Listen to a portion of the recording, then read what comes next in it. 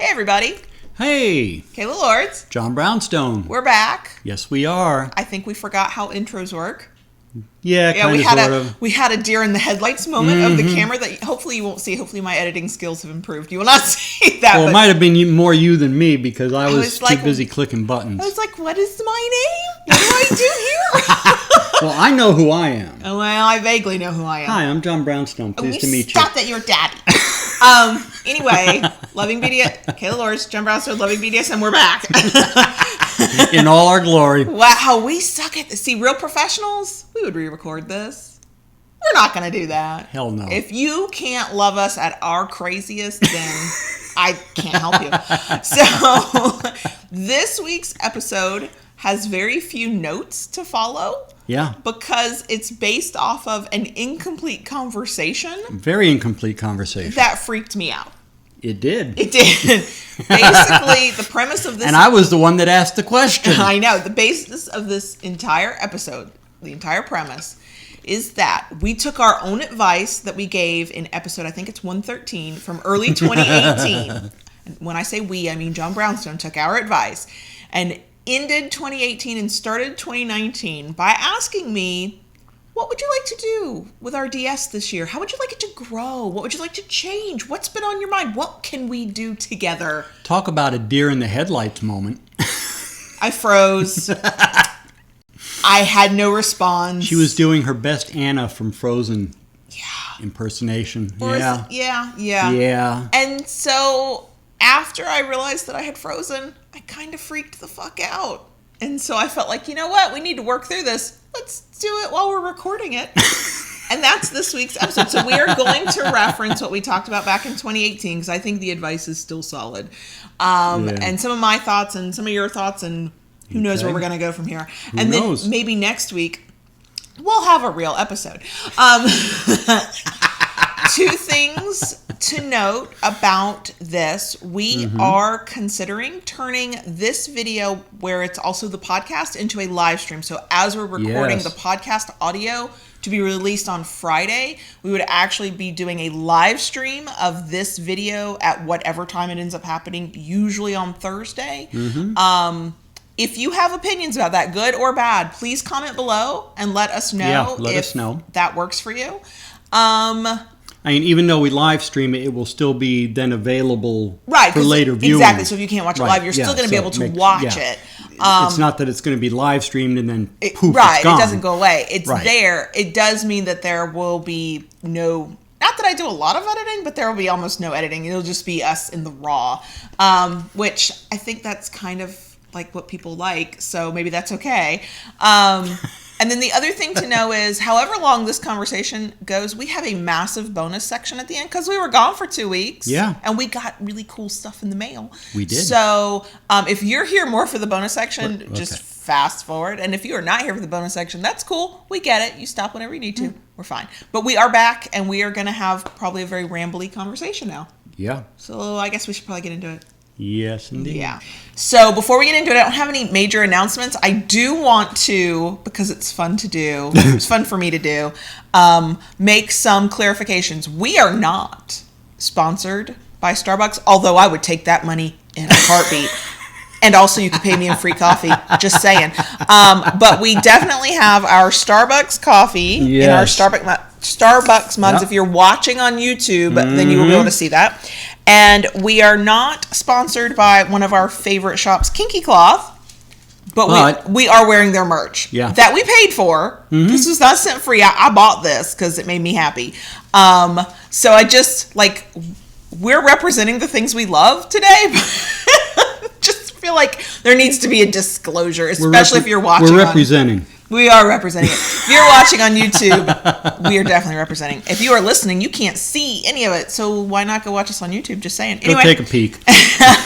So I cannot promise that we are on top of our game in terms of, we're going to be really snappy here and get through a list of notes. No, this will probably be rambly. It's good to be back. It is good to be back. We were missing everybody so much. We did an IG live just to ramble for 30 minutes. Yeah. So some stuff in the bonus section at the end, which might be kind of long, so we have tons of stuff to share there too. if you follow us on IG and saw us on IG Live, or you watch the Instagram story later, it'll be a repeat. That's cool. It happens. I might hate the handle, but I'm kind of okay with Instagram, mostly. Kind of, except sort of, when maybe? they're afraid of nipples. That kind of annoys me. Seems like everybody's afraid of nipples these days. I know. I feel like does that mean we should be afraid of nipples? Like, are my nipples something to be afraid of? Should I go pointing them at people, like, to scare them? Like, just let my nipples jump out at somebody and laser-powered nipples? Oh, I wish. Oh, man, you know what? Nobody driving down the road would get in my way. That's just true. Take them out with my laser nipples. Yeah. Yeah, okay. I think we have now officially said nipples more time, the shortest amount of time ever. And we need to get into the episode. Yes, we do. There are new people who don't know us and don't know that, it's like and we probably just scared the hell out of them. All these laser shooting nipples. It's really, really what has happened. Okay, so in this...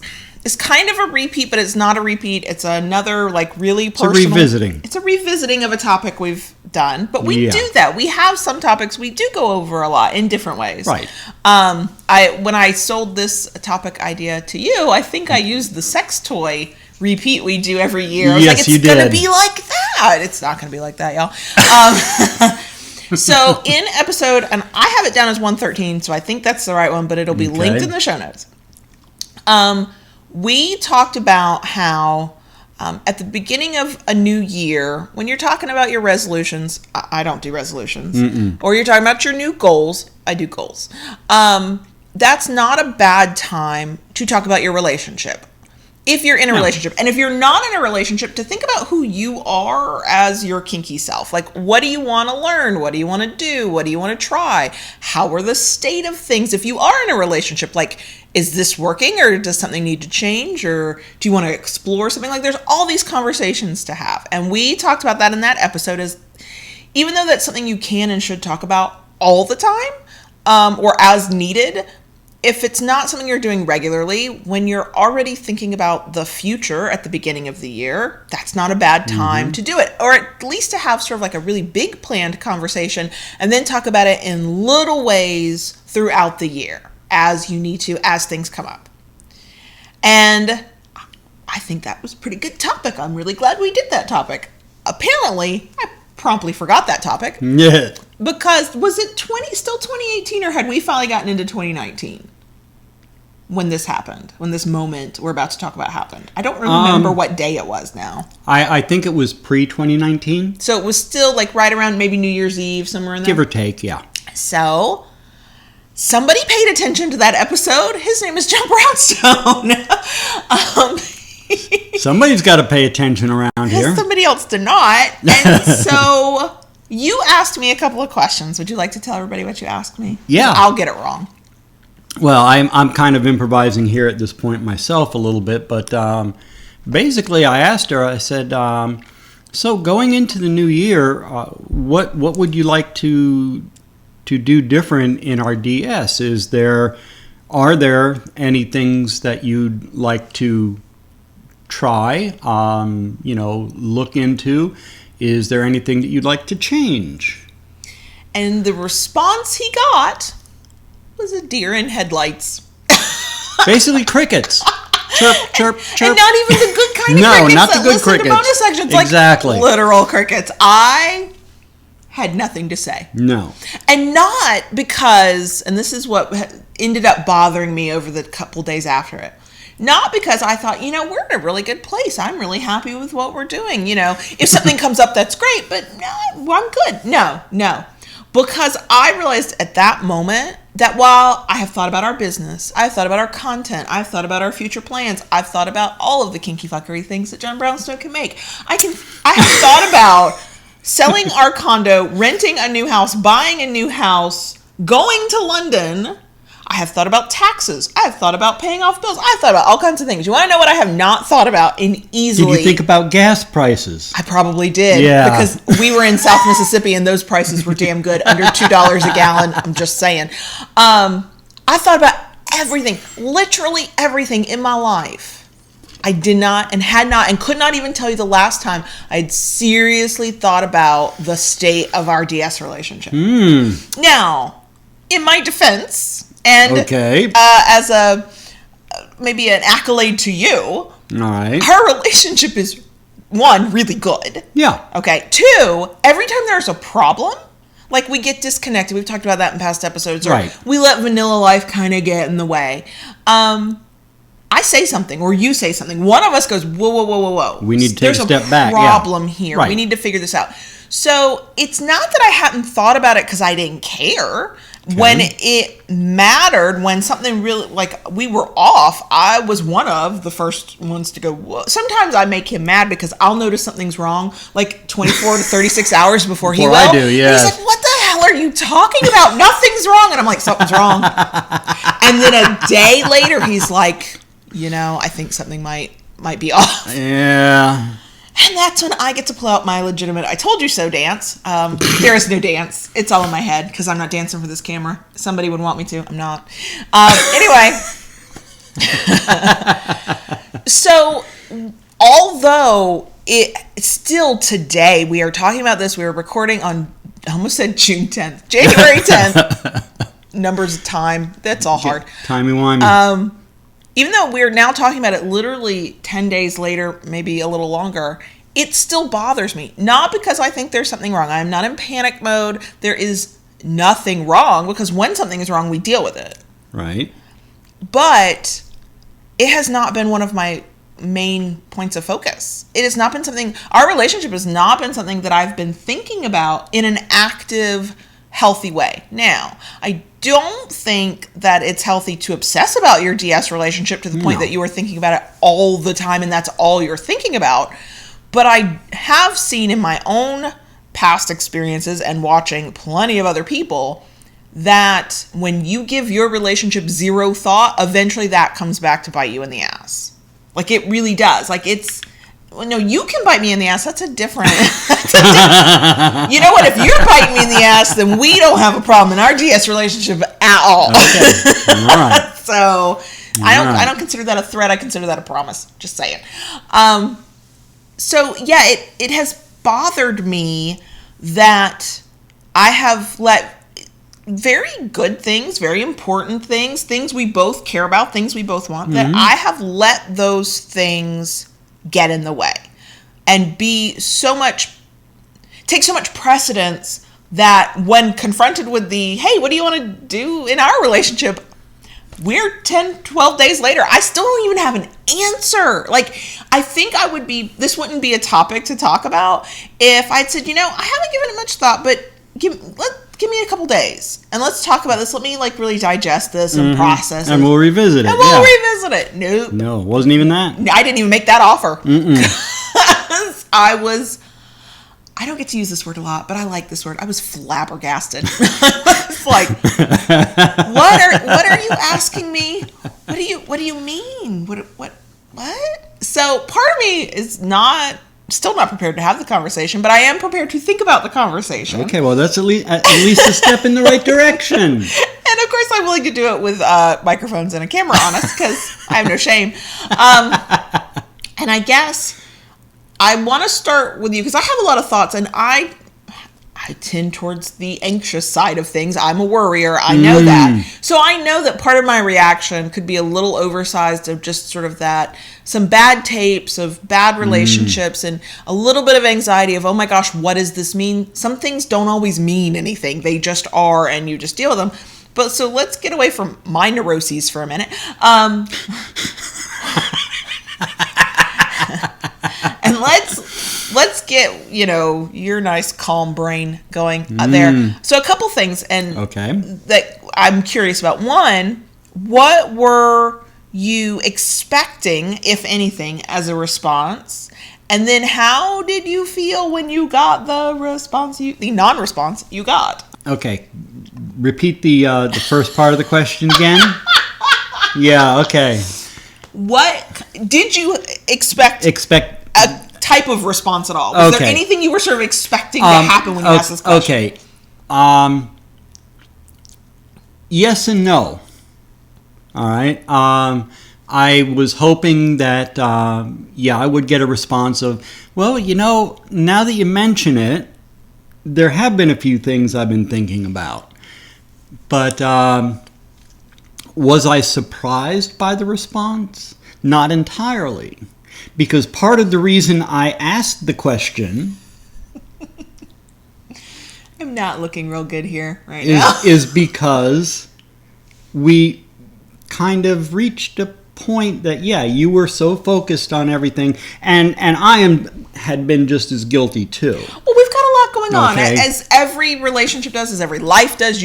Things get busy at certain points. You Right. have a lot going on. We have our own businesses that are growing. We were in the Yes. middle of the holidays. We have been working on our 2019 goals since early 2018. Yes. I mean, literally since early 2018. I think we talked about that. Started talking about the selling and buying blah blah blah thing like last February or something. Like, we've been talking about this stuff for a long time. So we Actually, it came up in June. Was it June? I June. thought we had, May I or don't know. June. Either way, it feels like for fucking ever. It was when the So- parking debacle came about. Yeah, we're not going to get into that. That's what fired it all up. But that's the point. We have big things going on, and that's typical True. of a lot of people, and it's typical even when you have little things. So on one level, the part of me that's telling me to calm the fuck down is like, this is normal. And frankly, you asking the question is the best way to jumpstart that, to sort of jolt us both into, wait, we haven't thought of us in a while. Maybe we need to change that. So, and it was the same for me. At the beginning of 2018, I made some big work goals for myself. All right.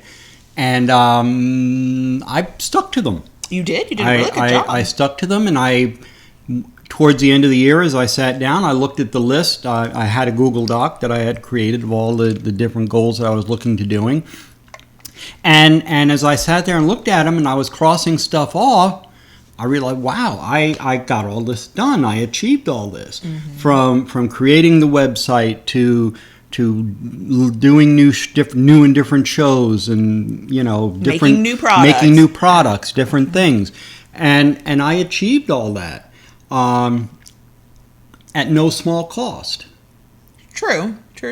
All right, because it took a lot of concentration, and then in between I had some tool failure that had to get past, and also there was just the introduction of the new lathe. Sure, you did a lot of work related stuff. So there were a lot of work related things on my part as well.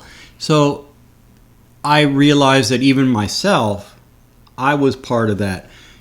And I am not one. I stopped making New Year's resolutions years ago. I hate resolutions. Probably about 6 years. I've probably said this last year, but I'm going to say it again. The last New Year's resolution I made was 5 or 6 years ago, and it was to make no more New Year's resolutions. You've kept that and one. I have kept that one. I try to make goals, and it's not even necessarily for the new year per se, but I look to make goals at this point in my life.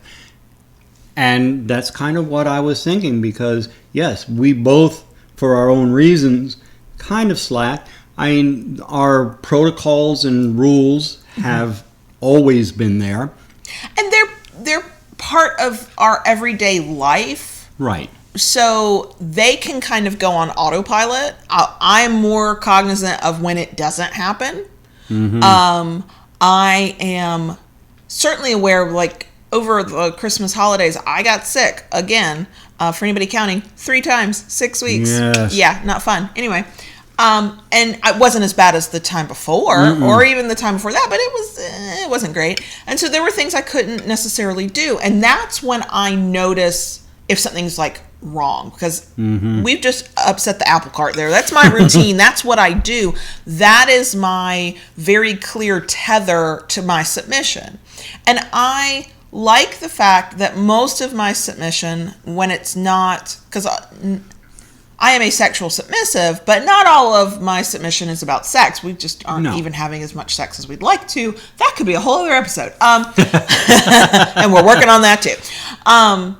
So since so much of what I do during the day, that seems very innocent, is really tied to my submission. I notice when it's not gone, when it's not there and it's not happening, but I'm also grateful for it because it means that we can have a dry spell of no sex and I still have the thing that I go, that's where I feel connected to being submissive. But the energy around doing those things is nothing like in the early days. Like, there's no little thrill that I'm making coffee. There is, I will threaten to smack his hand with a spoon if he's trying to get up in my coffee business because he's not supposed to make the coffee. I'm not sure that's a very submissive thing, but I don't care. It's how I do it. I have told him to get away from the coffee and get out of my kitchen. I pulled the coffee cup out one day and she was like, "What do you think you're doing?" What the fuck? This is what I do. I'm the coffee submissive. But the feeling I have around those things is not the same. It's not new and exciting. There's no little thrill to it. It is baked into the routine. It's what I do every day. It's just how our days go. So I'm not I'm connected to it on one level because it is an inherent part of my life. Those things I do that are part of my submission are, I do them from muscle memory now, y'all. I don't even hardly think about them. If I forget one, something is going on because I could do it with my eyes closed.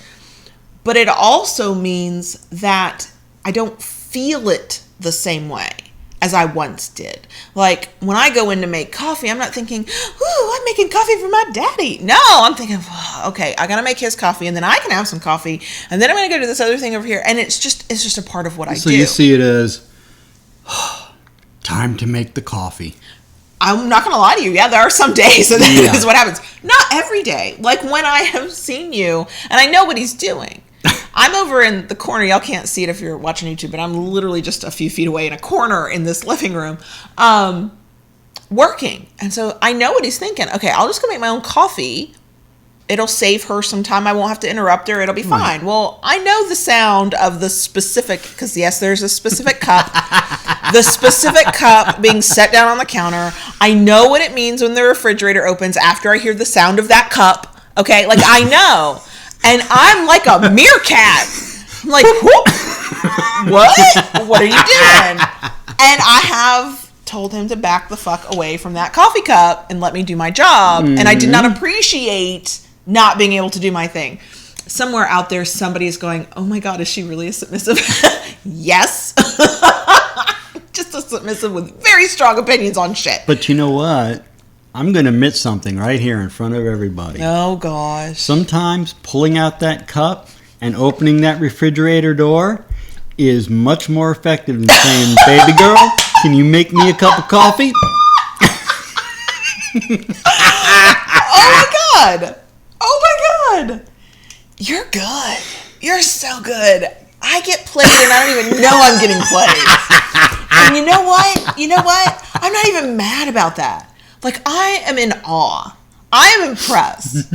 I don't think that way, so I'll never be able to do that. But I am aren't impressed. you glad I use my powers for good? I think we all are. Well, he did, and I knew what he was doing when he did this. I know we've gone off on a tangent about my tasks. I understand that. But he says to me, well, I don't mind making my own iced coffee, because he has this hot coffee in the morning that he does make, but I've set that up.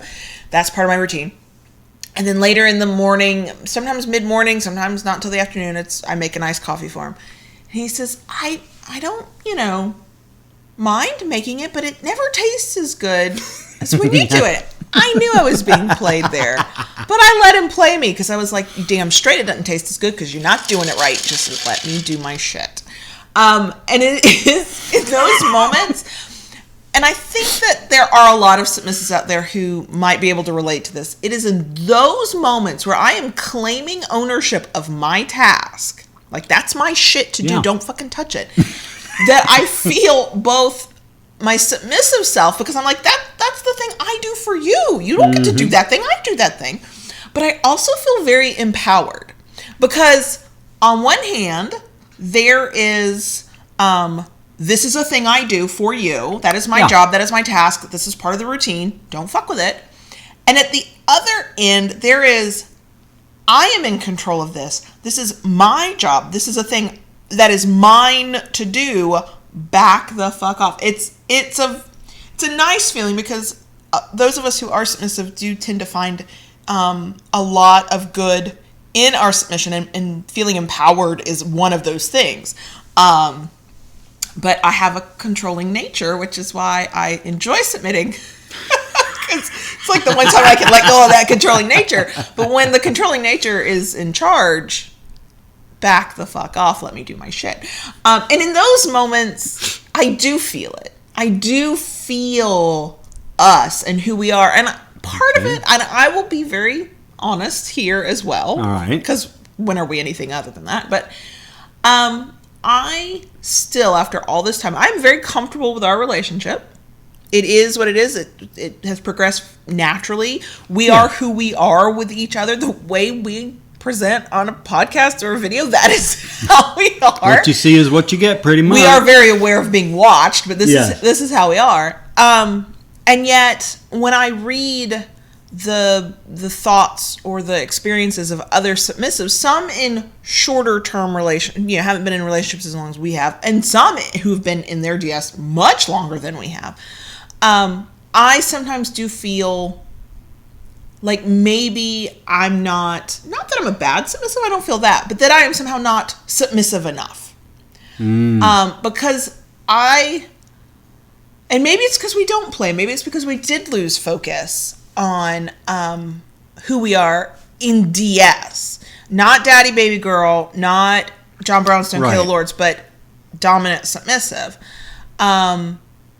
I do sometimes feel like, well, I don't do the things I used to do, and I certainly am not doing what I see other people do. And I am not saying that I want to do what other people do, but I see myself in those actions. I read blog posts where they talk about how they couldn't maintain eye contact, or they got that little thrill of fear right before the scene, but they allowed themselves to sort of be carried away with it so that they could see where this was going. They gave up total control.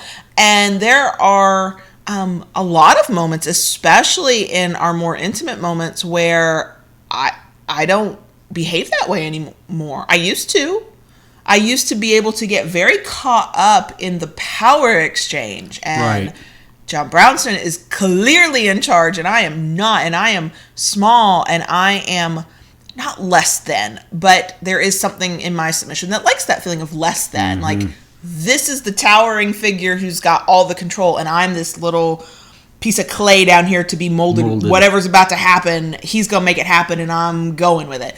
And our play has become more playful. I don't fight. It's not part of my kink either, but I will resist, and I will resist loudly, and I will resist in a very whiny tone. And it's not my submission of old. And it's not because that old way of us having a DS moment, especially in kinky fuckery, is something I don't want anymore, but I'm not connected to that anymore. And for me, when I think of DS and our DS relationship, that's kind of what I think about. Where you are, it's like when you were still working at your old job full time, and I was starting to grow my writing business, but it wasn't anywhere near where it is right now. And so you were fully in charge of all finances, which I never thought I would actually enjoy that, but I do. We have episodes in the archives where we talk about it. And I mean, I didn't spend a dime that my daddy didn't tell me that I could, other than things we'd agreed upon. And, there were certain decisions, like I felt my submission in. And you even had an allowance at that time. I know. And that doesn't work for us anymore, but we have not replaced it with something else.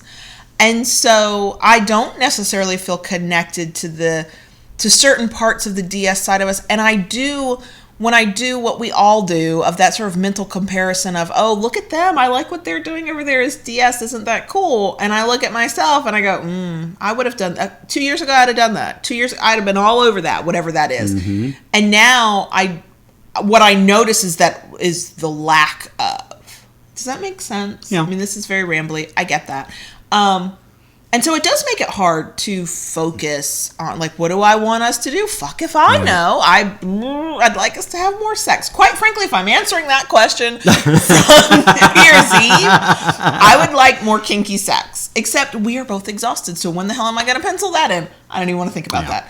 So this is not a new argument. This is not a new issue. This is not something that is unique to us. I think a lot of long-term relationships go through it, and we have now officially, this 2019, you know what we missed?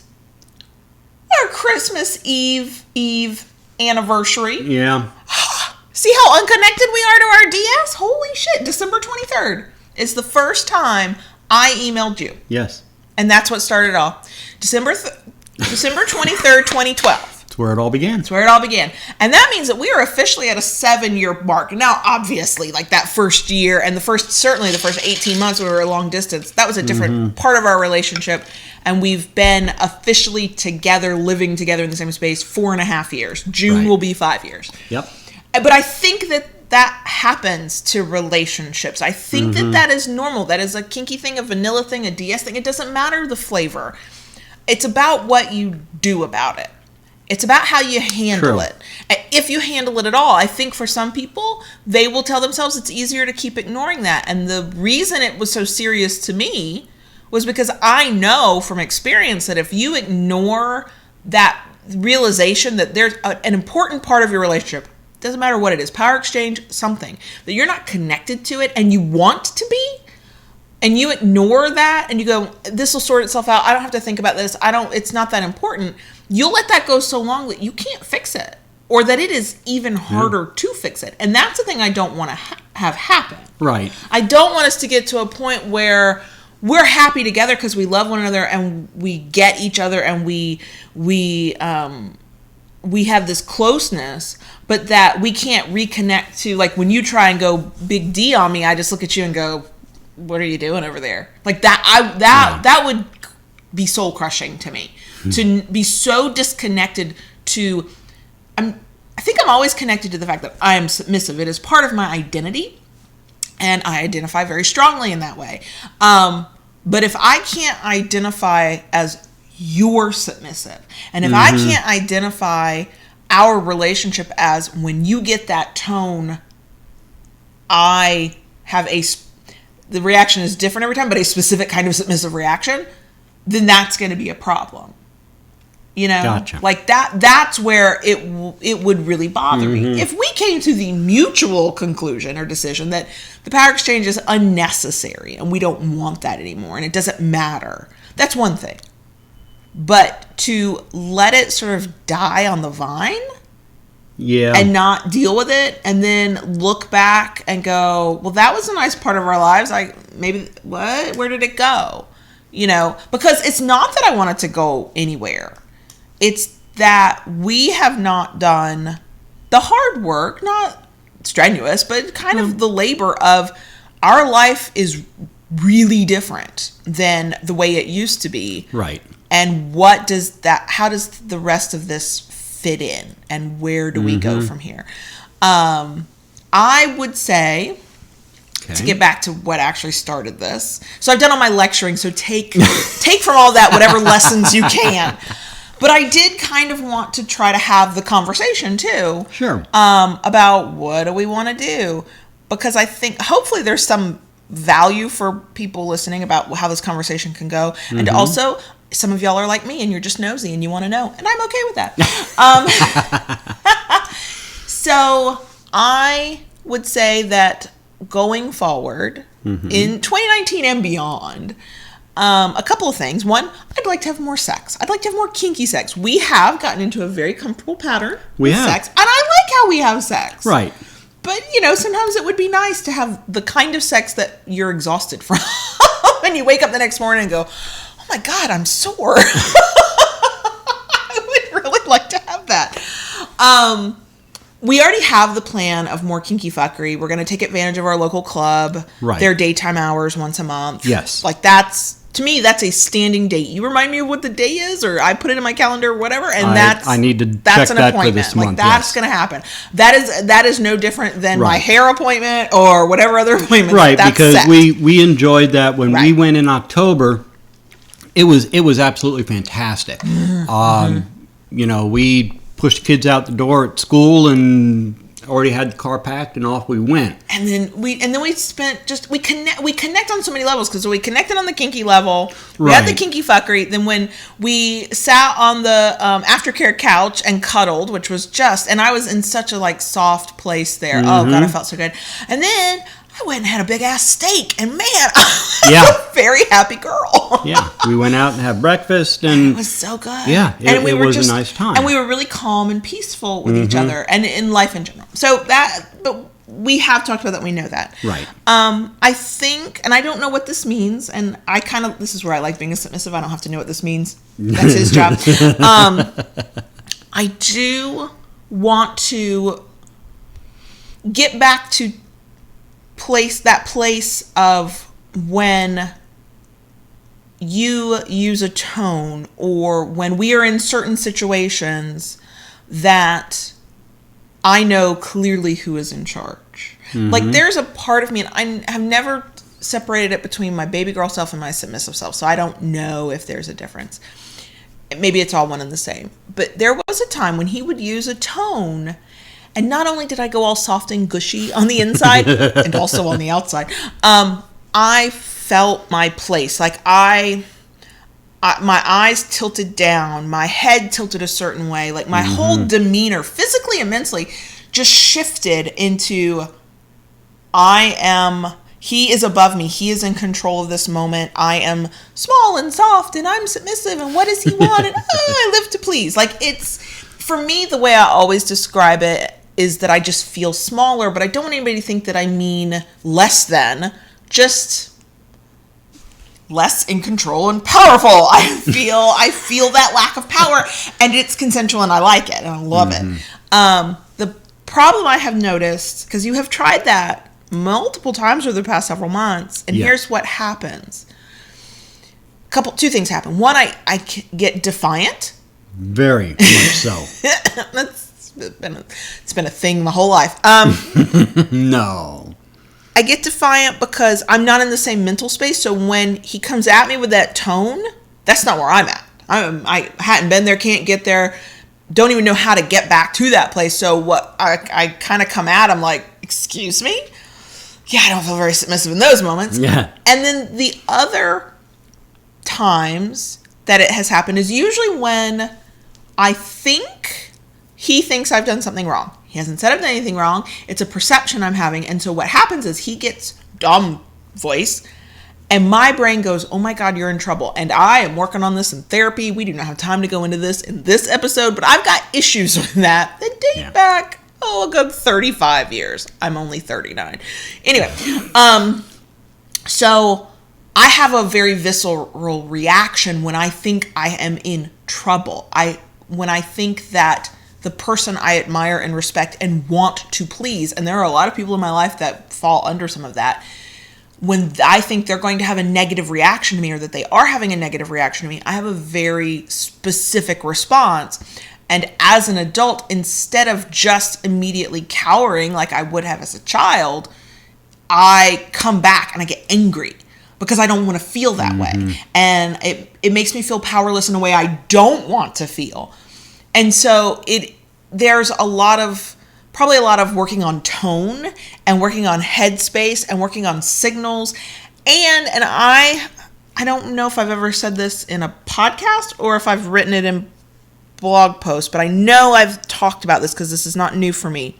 What I have found is when you get out of your habits of your dom uses a tone, a word, and you lose the connection in your brain between what that means when they say that or you hear that and how it makes you feel, and you get some distance between that feeling, you'll have a different reaction, and you literally have to relearn that reaction. Like, I have lost the outside of a sexy moment, he uses Dom voice on me, and I have that, ooh, I feel so small and submissive reaction. Like, I have different reactions now because somewhere along the line, that connection was disrupted in my brain. And so my training to know what that voice means, and what that voice means is he's in charge, and if I will, as long as it's within my boundaries, I will just do what I'm told. The outcome is going to be great. I'm going to be very happy with this outcome. Whatever, kinky or not, it could just be we're going to dinner. It doesn't matter what it is. It's the trust of that voice means that I don't have to think. I don't have to decide. I just have to do what I'm told and trust that it's going to be great. I'm going to be looking at him later going, this is great. But I have lost that connection. I've lost that ability.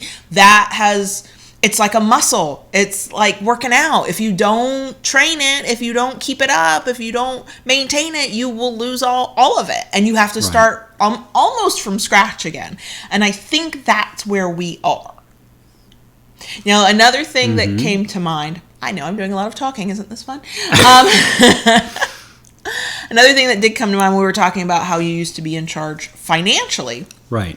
There is a part of me, and this is difficult to say, because when it comes to business, so we did talk about that's where my big dominant, big D dominant energy tends to come out. Right. Because I do have a controlling nature, and I like to make that shit happen. It's exciting. Anyway, I am hoping that as you have gotten more comfortable with the vision we have for all these things that we do, including all the stuff you make, that there might come a day when you can make those decisions and you are comfortable enough saying, actually, this is what we're going to do. Because what happens right now is it would always be a mutual decision, whatever we're doing, but he's not going to override me unless he can point back to an experience he's got business-wise and says, no, we can't do this, here's why. We're going to have to debate it out. And I'm literally lying on the couch some nights going, I just wish somebody would tell me what the fuck we're going to do. Because I can't make this decision. And I think that's a time, because here's what I would love. I would love for you to be the dominant of our business. I'll be an alpha sub all the fucking way, okay? That is not a problem. I already kind of am, and there's nobody else. Yeah. I give me the power over the things that I am good at.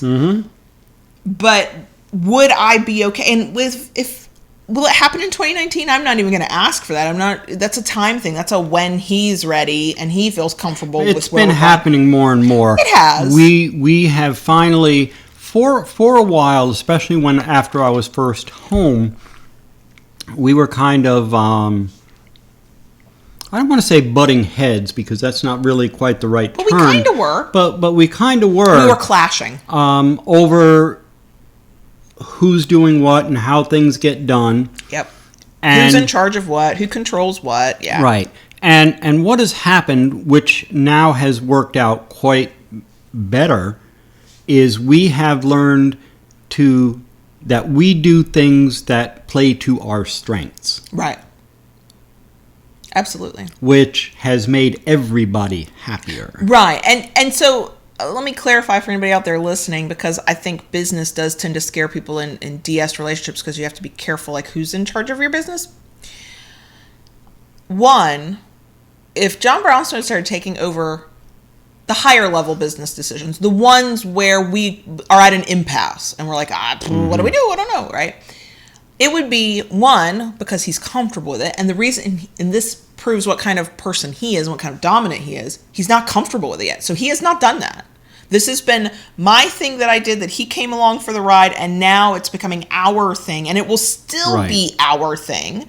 But he's not faking his confidence till he makes it and just making arbitrary decisions. No. We went from, I am in charge of all these business things, and here he came, and that's where we really did clash, to we are definitely equals in this business thing now. You are catching up with where I'm at versus what we know and how we feel about these things. And what I'm hoping for is that you can rise not above where I'm at. We're still developing at the same pace, but you gain the confidence you need, just like any dominant needs to have some amount of confidence before they go take charge of another human being. that he gets the confidence he needs to feel like, yes, I can take charge of this because, and here's why this works for us. I trust him. I know he'll listen to me, and he has already proven in 7 years now. Holy fucking shit. Wow. 6 years. I can't do math. Y'all know what I mean. Anyway, he's already proven in all of this time that when I know what I'm talking about, and he knows I have more information and I'm better at something, he will let me take that lead. He will listen to me. Like, not every relationship can work that way, either because you're too new or because there's other issues or whatever. But we are in this really unique position. And I think that's part of it for me. I think for 2019 and beyond, because there is no timetable on this one at all, because it'll just take as long as it takes. Right. That's the thing I want to do. We have intertwined our lives with our work. And some people are probably looking at us going, you people are crazy. And fair. Maybe we are. Fair. Okay. Maybe we are. But I love it. I love the camaraderie. I love the connection we have when we're talking about business. Oh my God. Us going and having a coffee and talking about our plans for what we want to do can be equally exciting and also frustrating because there's never enough time to do it all. Right. And so I think for me, if you're talking about where do we want to take our DS relationship, kinky fuckery, kinky sex, let's go. Also, we've intertwined so much of our lives into our working relationship, but the thing we have not intertwined yet is our DS into it. Correct. And we couldn't at first. It wasn't working when we tried anyway. No. And we do have it. We couldn't just take the DS we had and plunk it on top of the business life we now had together. But it was no different than you can't take the DS that we had when we were long distance and plunk that into a relationship that is now... Right. So I'm not upset that we're not there yet.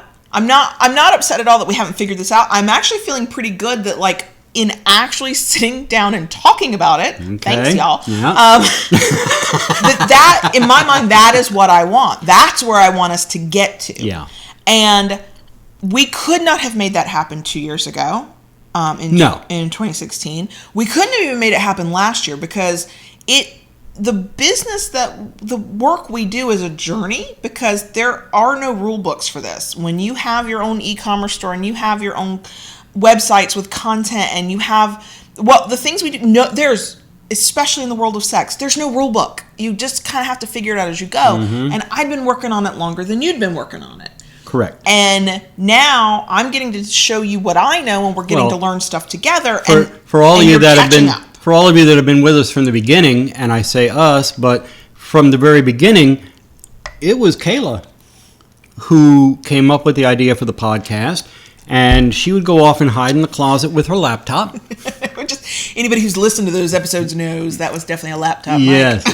And, she would go off and she would record the episode and she would come back and say, okay, Daddy, I'm done, edit it and have it, help me out, please. Help me out. And that's what I did. That was the extent of my involvement back in the day. But I've pulled you in kicking and screaming. Yes, you did. So, yes, I guess now that I've forced myself to think about it. Okay. Again, let me thank everybody there because clearly without recording equipment, I was not going to do it. That sounds awful. It sounds awful.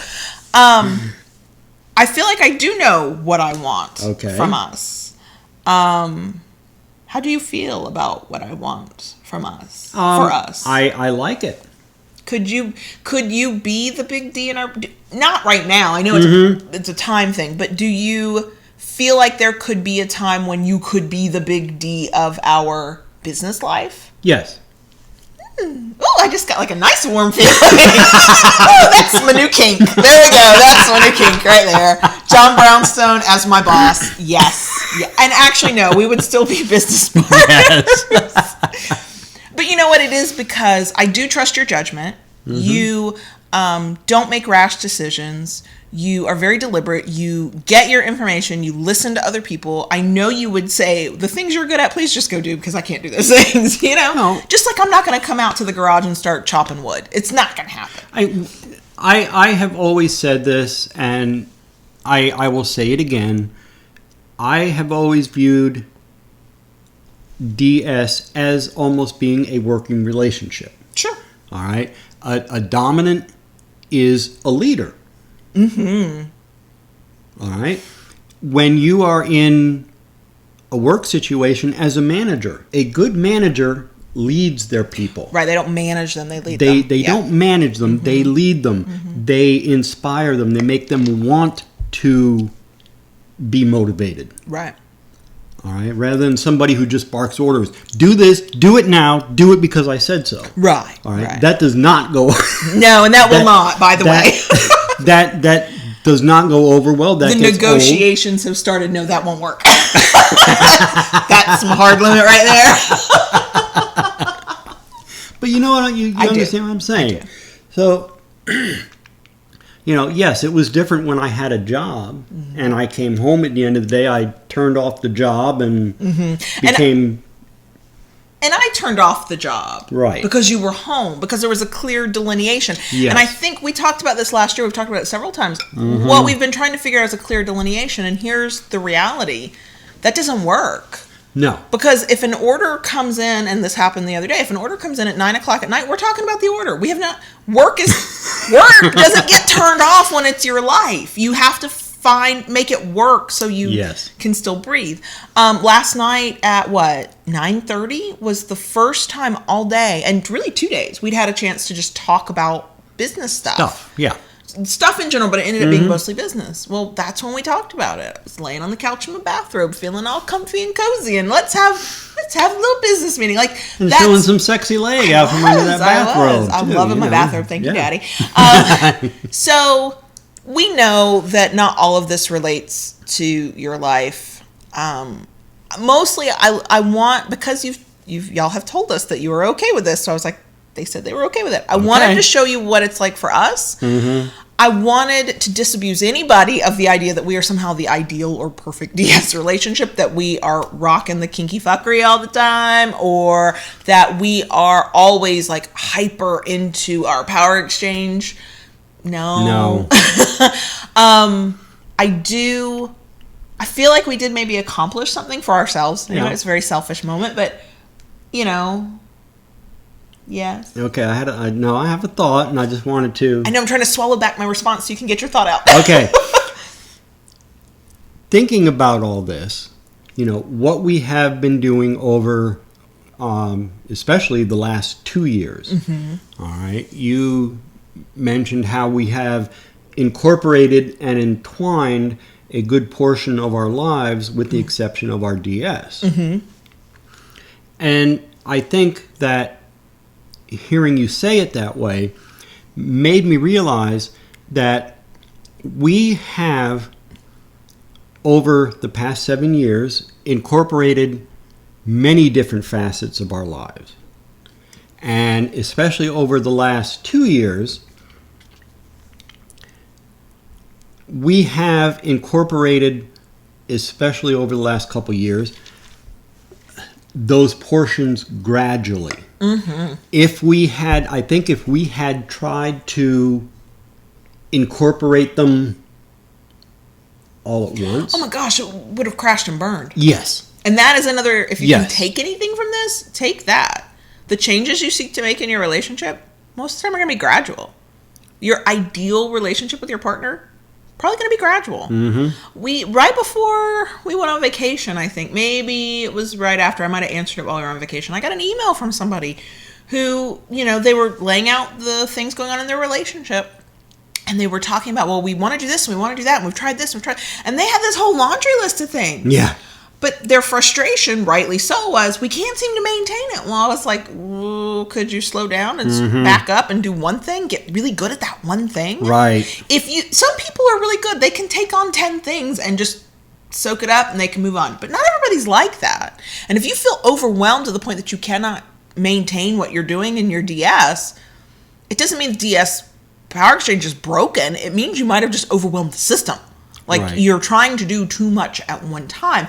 And it's funny, in talking to other people, I can say that very easily. In thinking about our relationship, I'm like, but I want it all now. And yet, I'm glad we're having this conversation right now, because knowing what I know about how the past year and a half, 2 years has been for us, Uh-huh. I can see how we've gradually shifted. I can see Yes. in retrospect how we couldn't be where we are today, even having this discussion, if we had tried to sort of bulldoze our way in May of 2016. It would have been ugly. 17 or whatever.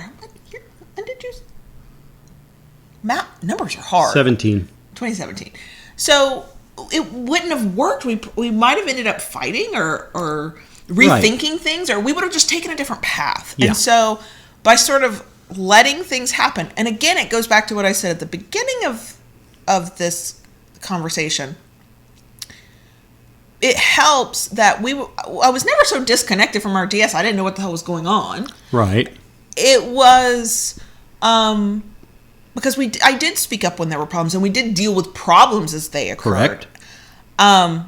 It's a little bit of, in hindsight, I think we had to let it get this way, and it had to happen this way, so that, it would have been nice if I'd been thinking about this all year long, but you know what probably would have happened? I'd have been impatient for what I'm waiting for. Right. Because now we've talked about it, guess who's going to want it to happen tomorrow? You're welcome. Girl. I swear, one of us needs a t-shirt that just says girl. Put that out there. So, I honestly don't know how helpful this was, other than to give you a peek into our personal situation.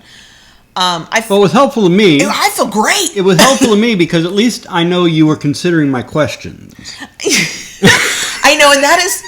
Okay, so if you can take something else from this, when you come up blank on your partner's questions, don't let them think that you're not thinking about them.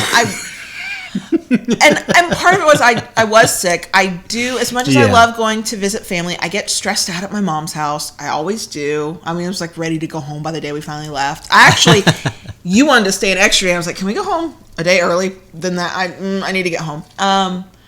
And it was never that I had stopped thinking about the questions. It had really thrown me off. We'll talk about why I wanted to stay in the bonus section. We'll talk about that in a minute. But it was that I was so thrown off by the fact that I couldn't even answer it. Like I had been stymied by the question. Yeah. But I did. It's the lesson for everybody else is don't forget to tell your partner you're still thinking about those things that you don't have answers for. That's why I didn't push the issue, because of the initial reaction I got. Yeah, it was not my it was not a bad moment. I didn't freak out, but it was not my finest. It was not my finest in communication 101. It was not. No. It was definitely a what? You want to talk what? Yeah.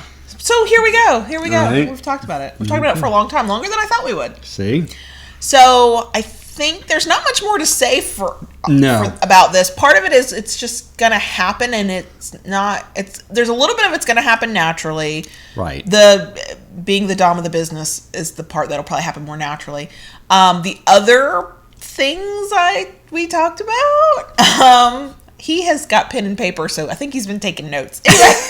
Those will happen in a way that we negotiate, and if there's something relevant that we feel like if we talk about this with you guys, we can help you too, then we'll come back and talk about it. But that was that. I guess the point is if you find that your focus has not been on your DS and that bothers you, it's possible to get it back. Yeah. You got to be honest about what you want, and you got to be honest about what maybe hasn't been working or what has gotten in your way. You have to have those conversations with your partner, because it can't get better without it. True. And if you let it go too long and you try to tell yourself, I can ignore this, it doesn't matter, you're only making it harder later if you can even get that opportunity back. Because it's very possible your partner might go, well, they don't care, so I'm out. I'm bouncing. Gotta go. And that's probably not what you want either. So no. There we go. Right. We did an episode. Yeah, we did. The first one of 2019. First one, yeah. And we're going to have a massive fucking bonus section because we were gone for 2 weeks. Right. So much cool mail. Okay. So are we good? As good as we ever are. As good as we ever are, as good as we can be. Something like that. All right. I don't know where I want to start. So here's the deal. We got a shit ton of fucking mail over the holidays. And we have been obsessively checking our box to make sure if anything came late, whatever. We think we've got it all. So I don't even know where to start, but I'm going to start with the biggest, cool. It's all so cool. None of it is better than the other, but this is physically the biggest thing. Mm-hmm. And it's not the whole thing that came. I'm trying to hold it up to the camera. It is, if you cannot see because you're listening to the podcast, it is a Starbucks mug that is literally as big as my head. I could probably wear it as a hat. So when I tell people that I have had 1 cup of coffee... So when it was sent to us, by the way, it was sent with another mug, and that was the baby girl mug. That was a normal size mug, and there was this gigantic ass mug. Yep. Which we love. Now, we do have some sad news to report. Yeah. That that it was broke. The mugs were cracked and chipped and broken in transit, but we're trying to fix them a little bit. We won't be able to use. We were never going to use that giant one. Don't listen to him. We were not going to use that big one to drink out of. That when we have an official office and we have a bookcase, that I don't care how chipped or broken it is, it will have a place on our bookcase. It'll hold something. Oh yes. And we've already started drinking the coffee, the ground coffee that was in it. Came with it. Right. So I want to give the shout out. There's I didn't want to. Okay, there we go. On Instagram, it's Ashley Hartman, and I'm not going to say the full thing because I don't know. I don't want to screw up anybody's privacy. But if you follow us and you go find the picture of this, you'll find them. You can follow them. Go check them out. And her partner Donnie, and they are awesome. And they sent us great mail that before our trip, I packed away.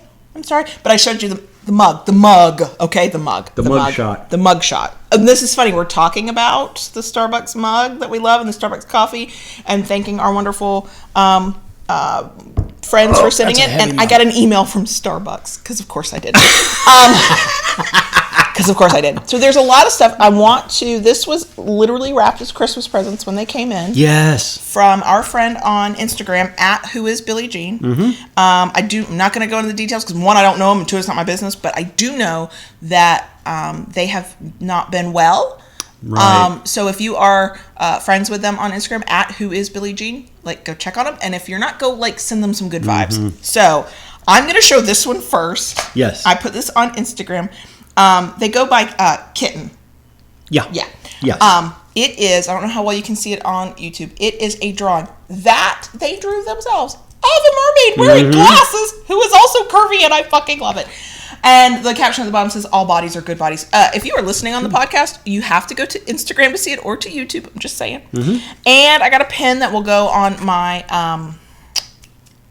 laptop bag of 2 hands tied together from Sugar Bones. And we have bondage kitty stickers. Bondage kittens. I know. And then this is what for you, so you have to talk about it. It's a graphic novel called Sex Criminals.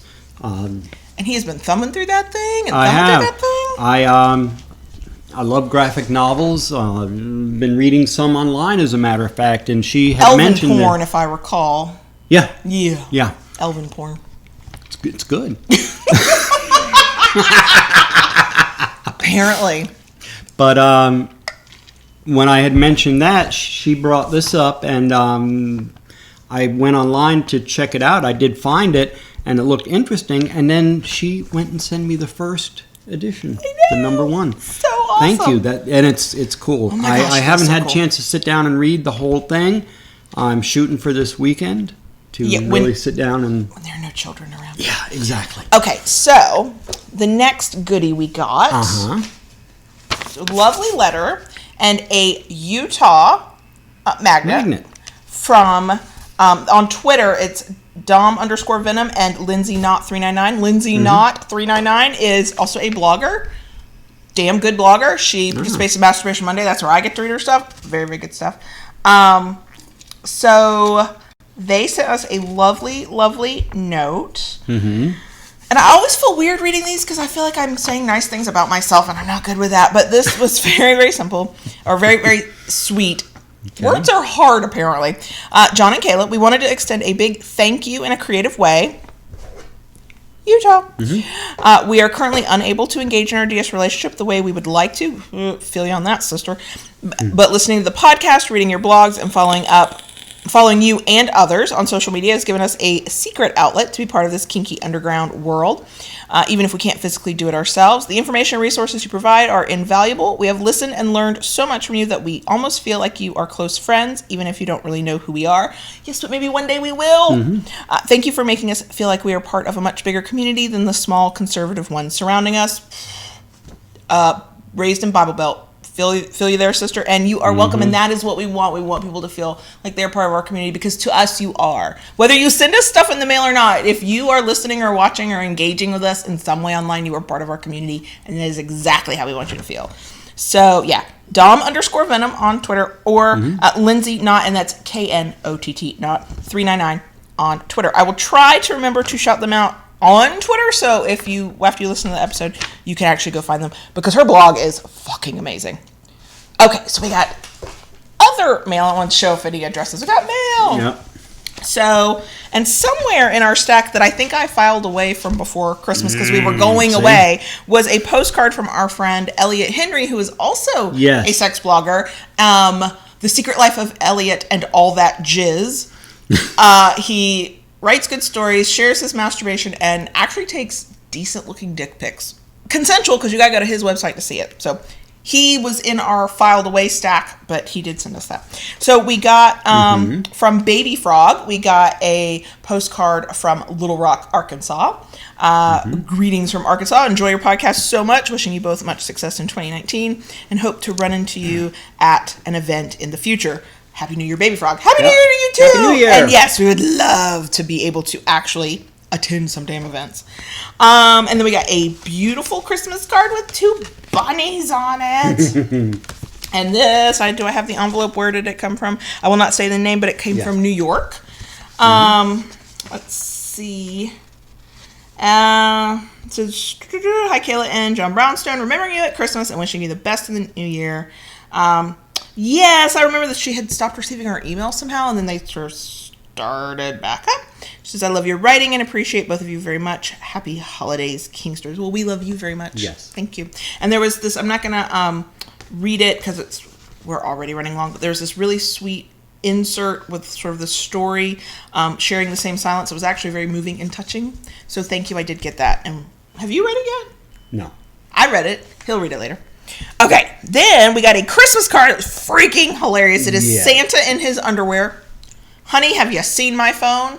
His phone's stuck in his butt. I was able to show the front of this card to the boys. They thought it was fucking hilarious. And it came from our friends. Alt Fact Alt Fact a Big Lie, and I can't. John and Melissa Neal. I can't read Alt Fact is a Big Lie's handwriting for Melissa's Twitter handle. So I will try to actually shout out on Twitter there too. But they sent, with the funny Christmas card, postcards from Costa Rica that are gorgeous. Now, all of these can be seen on our Instagram. I was finally a good human being and remember to actually post things before we started talking about them. And it said, Dear Sean, Kayla, and our boys, hope your Christmas is fun from beginning to end. Ha ha, phone stuck in Santa's butt. And it says, we wish you a very Merry Christmas and a happy, healthy New Year. And, of course, lots of kinky fuckery, safe travels to Eroticon 2019. Yes, that's where we're going.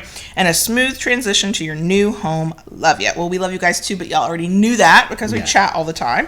So, thank you to everybody who sent us stuff. Thank you. Thank you to everybody who messages us and talks to us on Twitter or social media, anywhere. Thank you to the people who watch our videos, who comment on our videos, who send emails, all of it. All of it.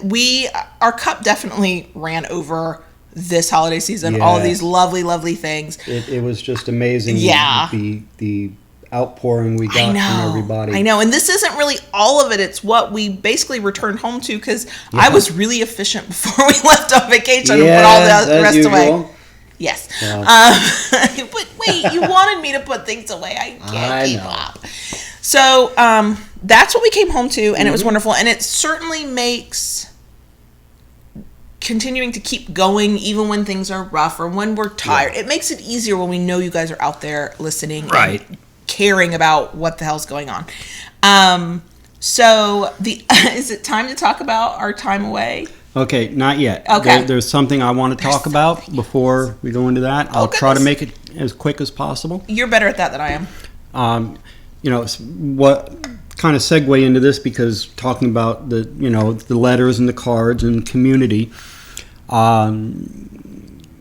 You all know community is very important to us, both of us, and it's something we talk a lot about.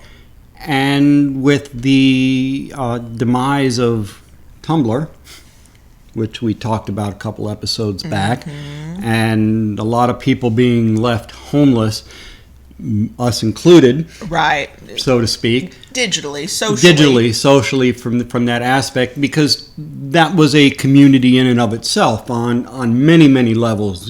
Just from the DS level to body positivity and different aspects of all that. And I have come across a place. I had looked at a number of different things and played with them. And one that to me has stepped up above the rest, that I really have come to like and have started building a new community there and met some really wonderful people there, and actually run into some people who are listeners of the podcast there. So hello to y'all too. Is Kink Space.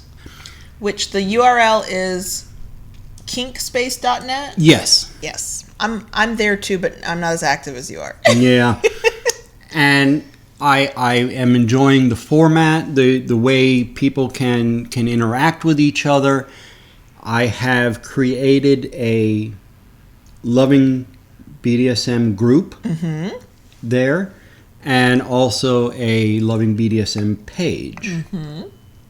Now I am there as John Brownstone. You are there as Kayla Lords. I'm Kayla Lords everywhere. Yeah, that's true. That's true. I'm very consistent. And the people who run the site are very active within it as a community as well. Y'all, it looks like Facebook, but instead of all the blue, it's black and red. Like it's laid out like Facebook. It's eerie to go in because I'm like, wait, there is a very naked woman on my newsfeed, but this is not Facebook. Right? It can't possibly be. And it's a little bit, it takes some of the things that I always feel like are missing from FetLife, the sort of ease of scrolling through and looking at stuff.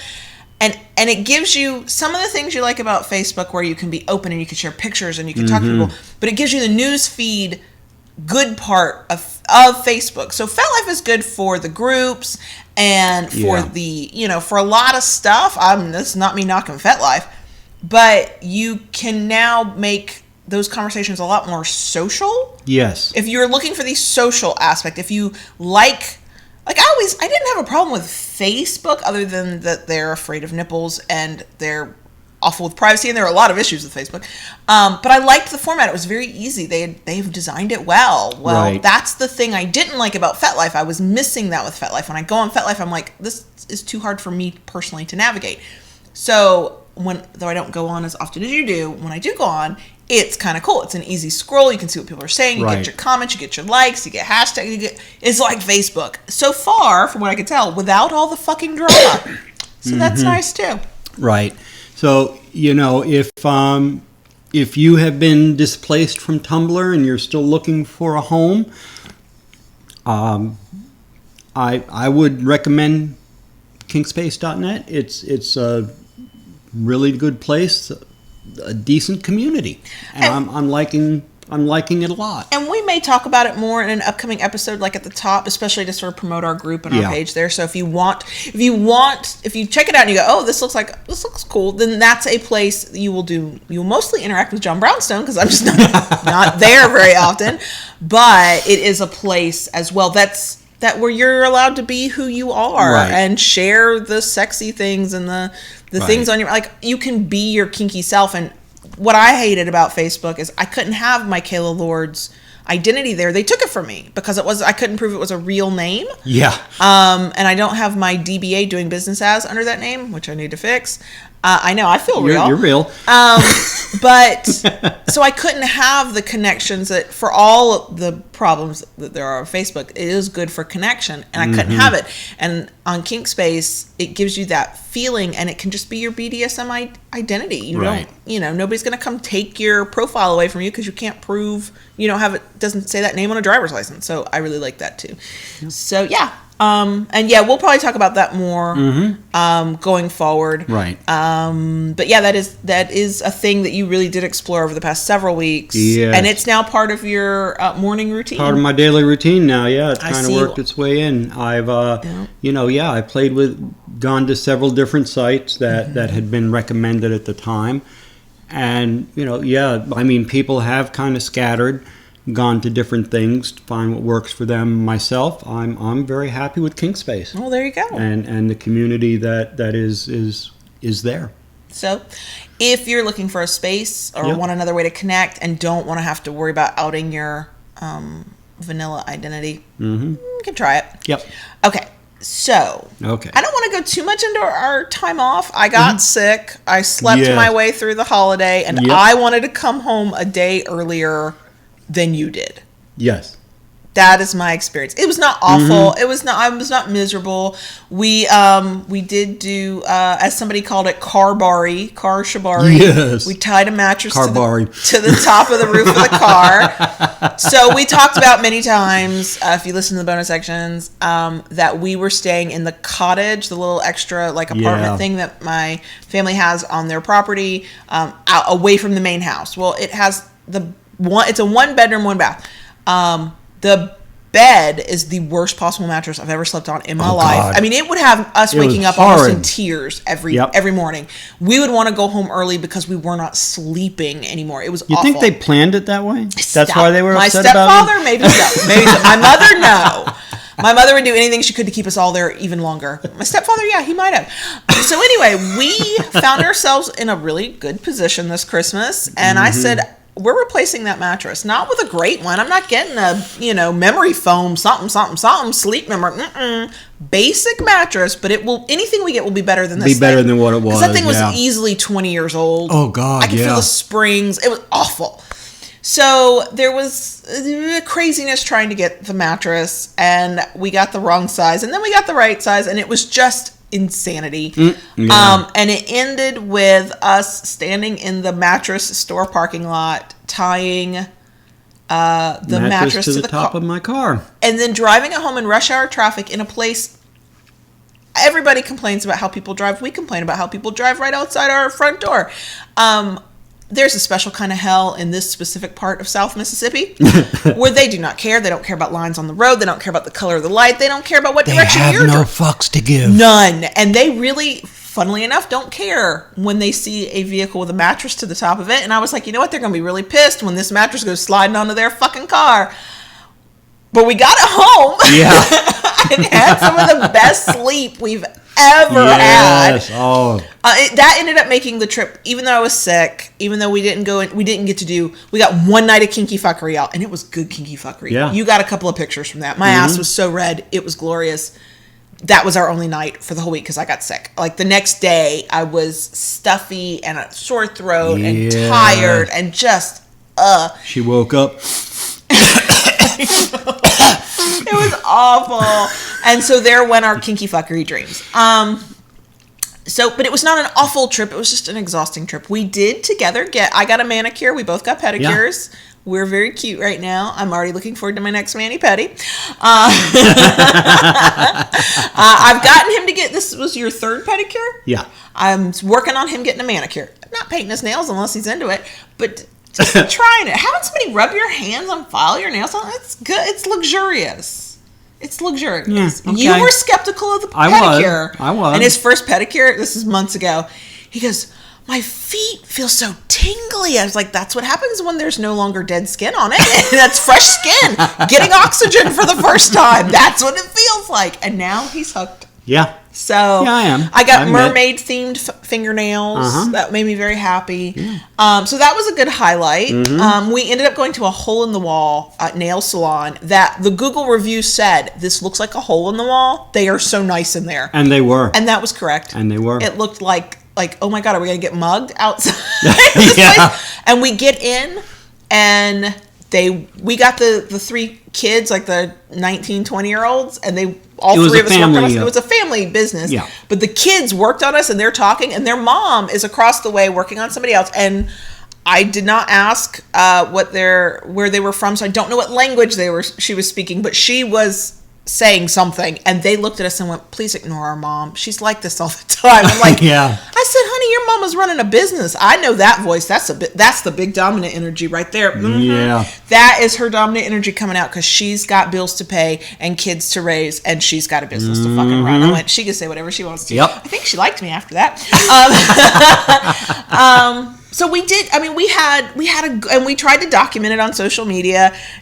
Yeah. We did one coffee selfie at the beginning, and then we did a picture at the end. That's because I'm the one on Loving DS1, that fucking handle I hate, that documents everything. Like, I'm the one that takes those pictures. And so when I got sick, I was like, fuck the pictures. I don't care about the pictures. So that's why if you follow us on Instagram, you did not get to see much. Or on Twitter, you did not hear much from us.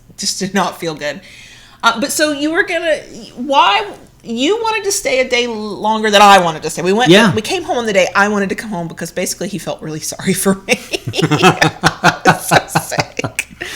Well, you got to understand, from my point of view, what was really, really nice, Grandma was doting on the boys. As she always does. Right, which is what grandmas do. That's her job. And she was spending time with you. Mm-hmm. So off in the corner of the main living room is a recliner with a nice little lamp, reading lamp. And I would just curl up in that chair with a book, and there I would stay. And if he fell asleep, but he'd wake up and I'd start wake up reading and again. I'd pick up where I left off. And here's what's hilarious. So my mother pretended and tried to like my first husband, and I might have been able to believe that she kind of did, until I watched over the past several years how she interacts with John Brownstone. Oh no, she fucking hated that motherfucker and adores John Brownstone. Here's how I know. So I'm like, where's I didn't look in the corner for some reason. I don't know what was going on. I'm like, and I have to call him John when we're at her house. I'm like, where's John? Where's John? She goes, he is in the corner taking a nap. You leave him alone. What? Or we verbally spar kind of all the time. Yeah. Like, we get a little like punchy with each other, and we'll go back and forth. Mm-hmm. My mother would say things to me like, you need to stop being so mean to him. He is just trying to do this, that, or that. Why are you being so tough on him? I'm like, what? That's called, she fucking loves your ass. I think if she had to choose between the two of us, she's choosing you. Uh-oh. And I'm an only child. I'm an only child. And he's only a year younger than her. So it's like, yeah. No. Adores him. He can do no wrong. I need to leave him the fuck alone is how she feels about it. I need to not tease him so much, and I do not need to be so sharp in my tone. And what's funny is I have listened to her talk to her own husband. I'm like, yes. Tree, apple. I'm the apple. Hi, how you doing, Tree? Because who the fuck do you think raised me? And I share genetics with.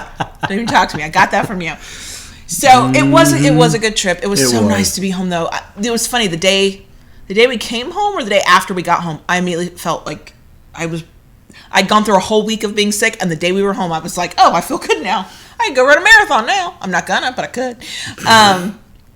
So yeah, and then I tried to have a peaceful weekend because the boys didn't go back to school till Tuesday, but I needed to go back to work on Monday. Monday was the day I remembered. I really wish they could go to school. Yeah. And reminded myself teachers do not make enough money for what we asked them to do.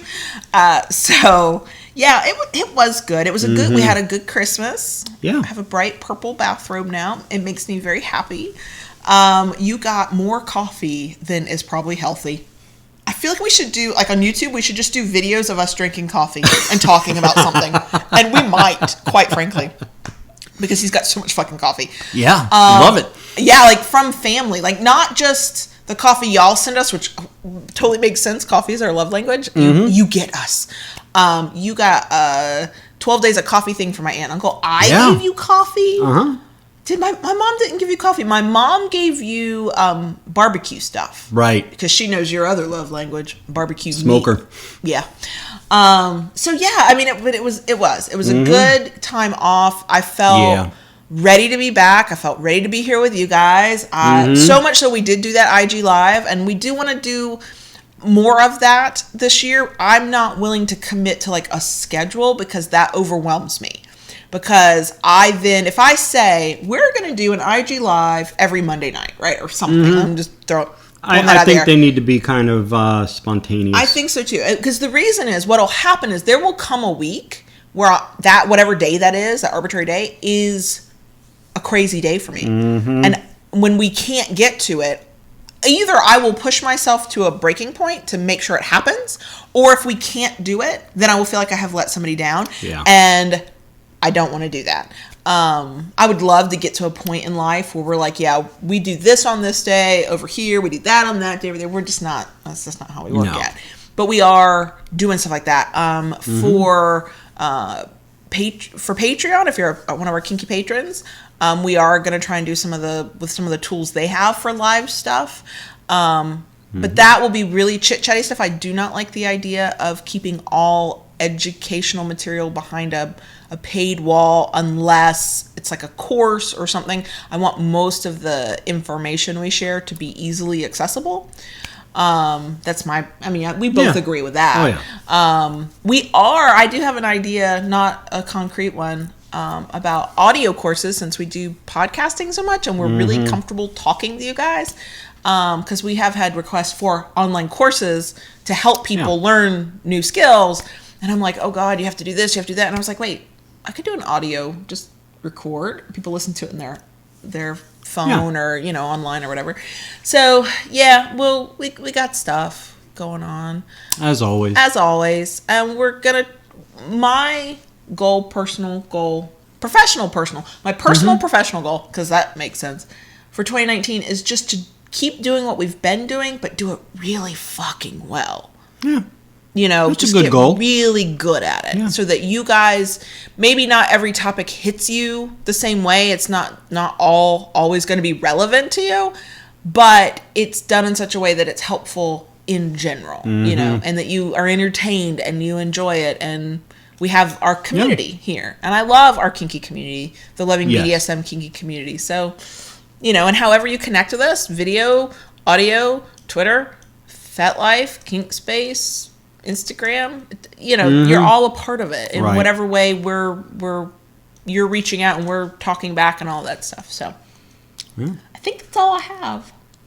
Pretty much me too. I know. I could talk forever. Y'all know me. Of course you could, but we can't. We're not gonna. No. Oh, and we mentioned this at the top in the intro for our YouTube watchers, but I'm going to mention it here for crickets who might care. We are considering, mostly to save some time and work on our part, live streaming the podcast on YouTube, so that the podcast will still come out on the day it comes out, but there won't be a 3-day delay for the video. It'll happen when we record, right?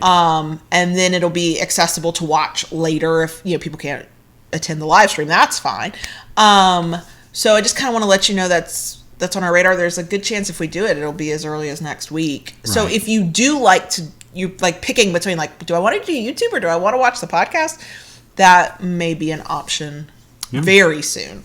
So we're gonna work on that. We've got so much we want to do. Yeah, as always, of course. But we also now have a plan that incorporates our DS. Yes, and that makes me feel good. Okay, today was a good day. It was, and I got my hair done. So life is good. Okay. All right. Let's. We have to say goodbye, don't we? Yes, we do. But I want to talk to everybody forever. I know. I love talking to everybody forever. I love you. And I love you guys too. Sorry, that was me mindlessly looking at John Brownstone going, I love you. Yeah. I forgot myself. All right. Okay. All right. We love you guys. We love you. Thank you so much. It's good to be back. Yes. And can't wait to find out what we do in 2019. I know. And away we go. Here we go. Bye. Bye.